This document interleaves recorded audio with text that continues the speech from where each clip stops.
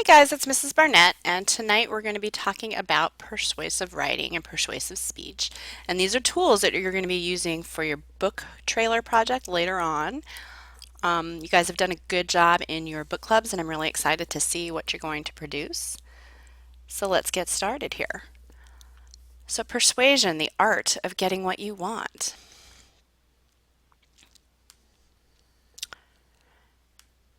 So, how do you get what you want? Do you whine? Do you bully? Do you beat people up? How do you do it? How do you get somebody to do something that you want them to do? Like for your book trailers, you're going to want somebody to read your book. How are you going to get them to do that? So, generally, there are two questions that you want to ask when you're starting to think about how you're going to persuade somebody. First is who? Who is your audience, right? And how will you persuade them? What type of persuasion is going to work best so that you can get what you want from them? So, audience. So, a lot of the audience, the who part of the question, is using an appropriate tone, right? And I say this all the time. Tone, tone, tone. The way you talk to your friends and try to get them to do something for you is going to be different from the way you talk to your parents or from an adult. The way you talk to your little sister or little brother, that's going to be different too, right? So, what kind of tones are there? And just a quick example. Give me the cookies. Who would this be for? It would be for your friends, right? And it would probably be funny, and you and your friends would laugh, and they'd probably do what you want because they're your friends. But do you think it's going to work on her?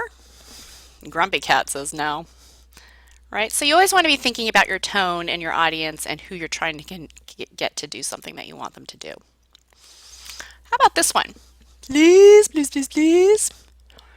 If it's your little sister, maybe it's going to work on your parents, right? Is it going to work on you? No, because you're sick of her. Grumpy Cat says no to her too. So the next question that we want to look at is the how. How are you going to persuade somebody? And there are different ways that you can do that. And we're going to use a real life example. We're going to ask your parents for a new iPad, right?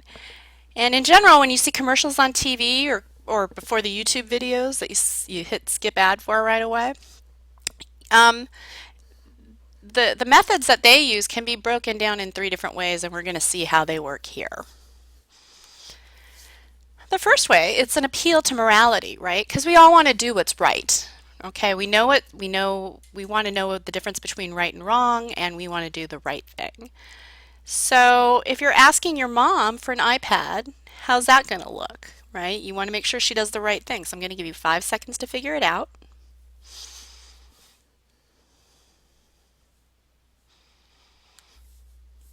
Does it look something like this? But mom, if you really loved me, you would get me a new iPad.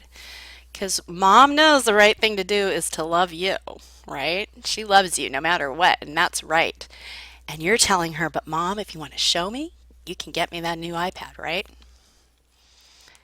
How about the next one? It's an appeal to science and logic, a use of expert opinion. So here, we're saying smart people do this, and maybe you should do it too, especially if you want to be considered a smart person, right? So I'm going to give you 5 seconds to come up with a response as to how you would use scientific opinion and how to convince your parents on getting you a new iPad.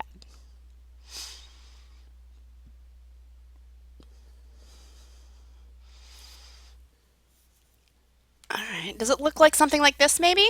Dad, 23 out of the 25 kids in my class have iPads. My teacher, who is an expert, says I need one too. That's right. So here we've taken a survey, which is a common scientific tool, and we found out, hey, most of the kids in my class, the overwhelming majority, in fact, have iPads. But in addition to that, I went one step further and I asked an expert, my teacher, and she says I need one too. You think your dad's going to be convinced by that? How about the last one? The last one is feeling good, and we all want to feel good, right?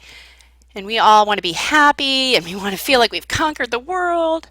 So, how do you think you might ask your parents for an iPad by using this methodology? Here's 5 seconds.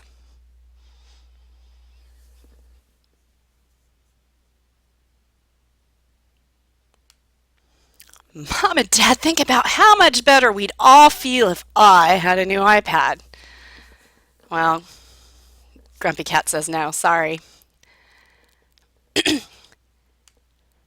So tomorrow, I want you guys to be prepared to discuss these methodologies in class. I want you to be able to talk about audience, and I want you to be able to talk about the three hows of persuasion that we looked at tonight. Tonight, I would like you to post a paragraph that is at least 5 sentences long to your kid blog, describing which way of persuasion works best on you and why. And I want you to take a look. Teachers borrow things from the internet too. Remember, for your book trailers, you're going to be responsible for producing a page like this. And I will see you guys tomorrow. Take care. Good night.